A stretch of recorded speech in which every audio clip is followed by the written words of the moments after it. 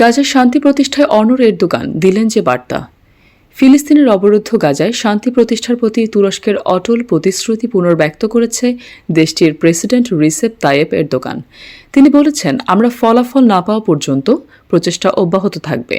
হুরিয়াত daily জানিয়েছে, মন্ত্রিসভার এক বৈঠকে তিনি এই কথা বলেন।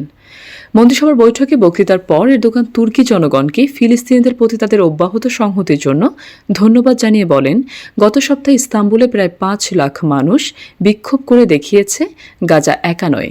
তিনি আরও বলেন, গত 1 জানুয়ারি আমাদের নাগরিকরা ফিলিস্তিনের প্রতি তুরস্কের অটল সমর্থন প্রদর্শন করে বিশ্বকে একটি শক্তিশালী বার্তা পাঠিয়েছে।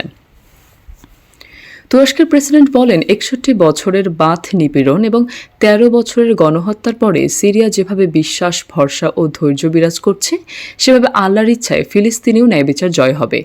ন্যায়ের সূর্য নিপীড়নের অন্ধকার ভেদ করবে।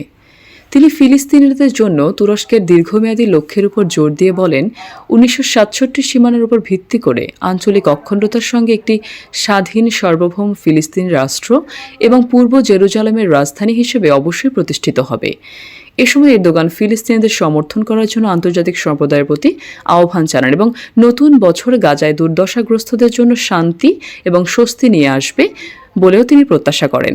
1923 সালের 7 অক্টোবর থেকে ফিলিস্তিনের অবরুদ্ধ গাজায় হামলা চালাচ্ছে ইসরায়েলি সেনাবাহিনী।